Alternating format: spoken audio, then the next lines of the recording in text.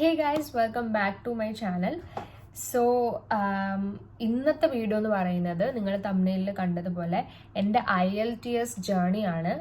Journey ഞാൻ separate video ആയിട്ട് ചെയ്യാം. പക്ഷേ ഈ വീഡിയോയിൽ ഞാൻ ആ ഒരു വ്ളോഗ് ഞാൻ IELTS എഴുതാൻ പോയപ്പോൾ എങ്ങനെയായിരുന്നു, IELTSൻ്റെ എക്സ്പീരിയൻസ് എങ്ങനെയുണ്ടായിരുന്നു, ആ ഡേ എങ്ങനെയായിരുന്നു എന്നൊക്കെ വെച്ചിട്ടുള്ള ഒരു വീഡിയോ ആണ്.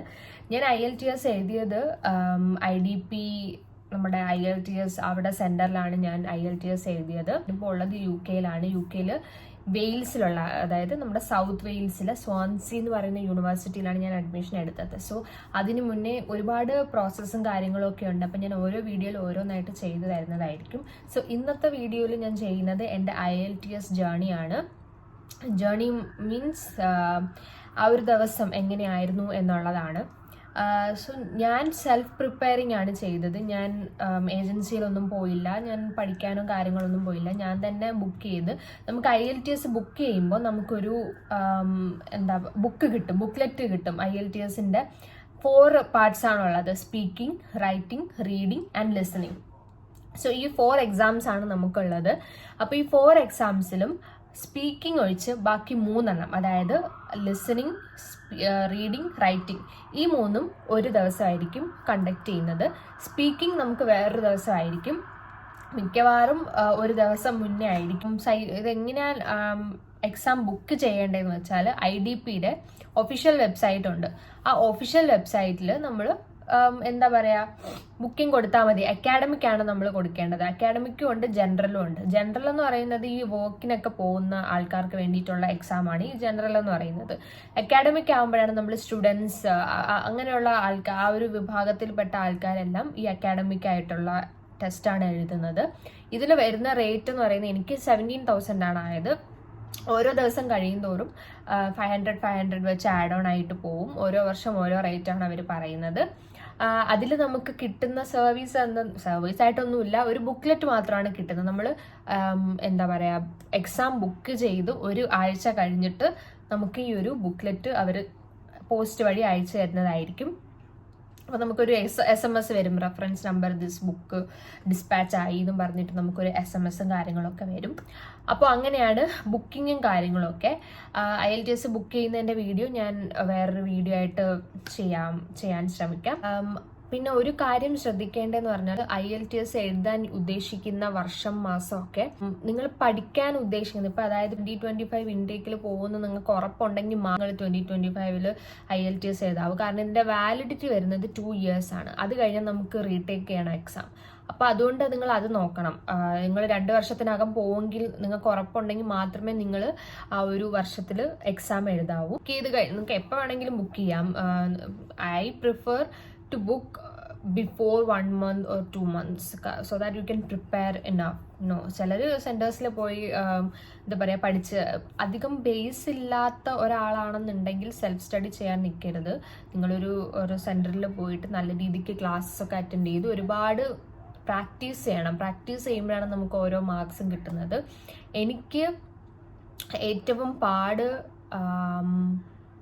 I think it was reading. എനിക്ക് റീഡിങ് ആയിരുന്നു കുറച്ച് പാട്. കാരണം റീഡിങ് എന്ന് പറയുന്നത് നമ്മൾ വായിക്കുന്ന മാത്രമല്ല, ചില ക്വസ്റ്റ്യൻസിൻ്റെ ആൻസേഴ്സ് എന്ന് പറയുന്നത് എല്ലാം 4 ഓപ്ഷൻസ് സെയിം പോലെ ഇരിക്കും. അപ്പം നമുക്ക് കൺഫ്യൂഷനാണ്. അപ്പം നമ്മൾ വീണ്ടും വായിക്കും, പക്ഷെ അതിന് സമയം പോവും. അങ്ങനെയായിരുന്നു എക്സാമും കാര്യങ്ങളൊക്കെ. എൻ്റെ സ്പീക്കിംഗ് നടന്ന് ട്രിവാൻഡ്രത്ത് ഒരു ഹോട്ടലിൽ വെച്ചിട്ടായിരുന്നു. 12-നായിരുന്നു സ്ലോട്ട് ഉണ്ടായിരുന്നത്. ഞാനൊരു 10:30 ഒക്കെ ആയപ്പോഴത്തേക്ക് അവിടെ എത്തി. അവിടെ അത്യാവശ്യം കുട്ടികളൊക്കെ ഉണ്ടായിരുന്നു. അപ്പം ഞാൻ അവരുടെ അടുത്ത് സംസാരിച്ചു, എവിടെയാണ്, എന്തിനാണ്, എത്ര സ്കോർ വേണം എന്നുള്ള രീതിയിൽ. പിന്നെ കുറച്ച് റെഫറൻസും കാര്യങ്ങളൊക്കെ ചെയ്തു. അതാണ് ഞാൻ അവിടെ ചെയ്തിട്ടുണ്ടായിരുന്നത്. നല്ല നെർവസ് ആയിരുന്നു എന്ന് ചോദിച്ചാൽ ഭയങ്കര അധികം നെർവസ് ആയിരുന്നു. കാരണം ഫസ്റ്റ് ടൈമാണ്. നമ്മൾ സെൽഫ് സ്റ്റഡി ആയിരുന്നതുകൊണ്ട് തന്നെ സ്പീക്കിങ്ങിന് അധികം ട്രെയിനിങ്ങും കാര്യങ്ങളൊന്നും എനിക്ക് കിട്ടിയിട്ടുണ്ടായിരുന്നില്ല.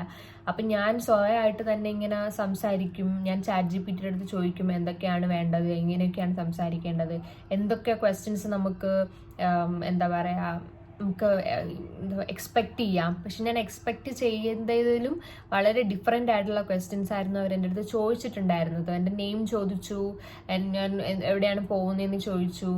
പിന്നെ ഇതിൽ 3 പാർട്സ് ആയിട്ടാണുള്ളത്. ഇതിനെ പറ്റിയുള്ള ഡീറ്റെയിൽ വീഡിയോ ഞാൻ നെക്സ്റ്റ് വീഡിയോ ആയിട്ട് ഇടാം. കാരണം ഈ ഒരു വീഡിയോ എന്ന് പറഞ്ഞാൽ ജസ്റ്റ് എൻ്റെ ജേർണി മാത്രം കാണിക്കാമെന്ന് വിചാരിച്ചു. അപ്പോൾ എൻ്റെ സ്പീക്കിംഗ് എന്ന് പറയുന്നത് റൈറ്റിംഗ്, റീഡിങ്, ലിസണിങ്ങിൻ്റെ ബിഫോർ 1 day ആയിരുന്നു. അത് കഴിഞ്ഞിട്ട് അതൊക്കെ കഴിഞ്ഞു.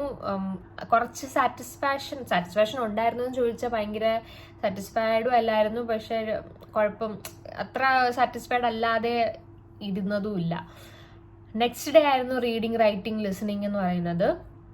എനിക്ക് ലിസണിങ് കുറച്ച് കുഴപ്പമില്ലായിരുന്നു. കാരണം ലിസണിങ് ആണ് ഞാൻ ഒരുപാട് എന്താ പറയുക ട്രെയിനിങ് ചെയ്തത്.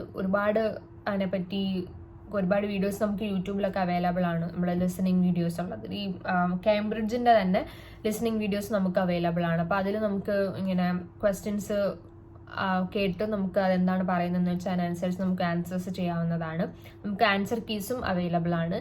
റീഡിങ് മെറ്റീരിയൽസ് വളരെ കുറവായിരുന്നു. പിന്നെ റൈറ്റിംഗ് എന്താ പറയുക, റൈറ്റിംഗ് വലിയ കുഴപ്പമില്ലായിരുന്നു. എനിക്ക് റീഡിങ്ങിനായിരുന്നു മാർക്ക് കുറവ്. ബാക്കി 3നും ഏകദേശം 6.5, 7 ഒക്കെ ഉണ്ടായിരുന്നു. അപ്പോൾ അങ്ങനെയായിരുന്നു എൻ്റെ സ്കോറും കാര്യങ്ങളൊക്കെ. അപ്പം ജേർണി എന്ന് പറയുന്നത് വളരെ നെർവസ് ആയിട്ടുള്ളൊരു ദിവസമായിരുന്നു. പക്ഷെ വിചാരിച്ചതിനെക്കാട്ടിയും പെർഫോം ചെയ്യാൻ പറ്റിയെന്നാണ് എൻ്റെ ഒരു വിശ്വാസം എന്ന് പറയുന്നത്. വൈകുന്നേരമൊക്കെ ആയപ്പോഴത്തേക്കും എക്സാംസ് തീർന്നു. ഭയങ്കര തലവേദനയും എനിക്ക് ടെൻഷൻ വന്നാൽ ഭയങ്കര തലവേദനയാണ് അങ്ങനെ. അപ്പം അതൊരു നല്ലൊരു ദിവസമായിരുന്നു. അതാണ് എൻ്റെ IELTS എക്സാം ഡേ എന്ന് പറയുന്നത്. ഞാനധികം സംസാരിച്ചിട്ടില്ല ആ വീഡിയോയിൽ. അതാണ് ഞാനിങ്ങനെ എന്താ പറയുക ഇങ്ങനെ ഇരുന്നിട്ട് സംസാരിക്കുന്നത്. കാരണം സംസാരിക്കാനോ അല്ലെങ്കിൽ ഒരു വ്ളോഗ് ചെയ്യാനുള്ള ഒരു വൈബിലും മൂഡിലും ഒന്നും അല്ലായിരുന്നു. ഭയങ്കര നെർവസ് ആയിരുന്നു. ഞാൻ വീഡിയോസ് തന്നെ ഇങ്ങനെ ജസ്റ്റ് ഇങ്ങനെ എടുത്തു വെച്ച് എന്തെങ്കിലും ഇങ്ങനെ വന്നിരുന്ന് പറയാലോ എന്ന് വിചാരിച്ചിട്ട് മാത്രമാണ് എടുത്തു വെച്ചത്. I think it was really worth taking the videos of my exam day. So that's it. ഇന്നത്തെ വ്ളോഗ് ഇത്രയേ ഉള്ളൂ. നിങ്ങൾ ഈ വ്ളോഗ് എൻജോയ് ചെയ്തെന്ന് വിചാരിക്കുന്നു. ഇനി IELTS എഴുതാൻ പോകുന്ന കുട്ടികൾക്ക് ഡേ എങ്ങനെയായിരുന്നു എന്ന് ക്യൂരിയസ് ആണെങ്കിൽ അവർക്ക് ഹെൽപ്ഫുൾ ആവാൻ വേണ്ടിയിട്ടുള്ളൊരു വീഡിയോ ആണിത്. എക്സാം എങ്ങനെയാണ്, എക്സാം പ്രിപ്പറേഷൻസ് എങ്ങനെയായിരുന്നു എന്നുള്ളത് ഞാൻ നെക്സ്റ്റ് വീഡിയോയിൽ നിങ്ങൾക്ക് എക്സ്പ്ലെയിൻ ചെയ്ത് പറയുന്നതായിരിക്കും. അപ്പോൾ അതുവരെ സ്റ്റേ ട്യൂൺഡ്. ബൈ.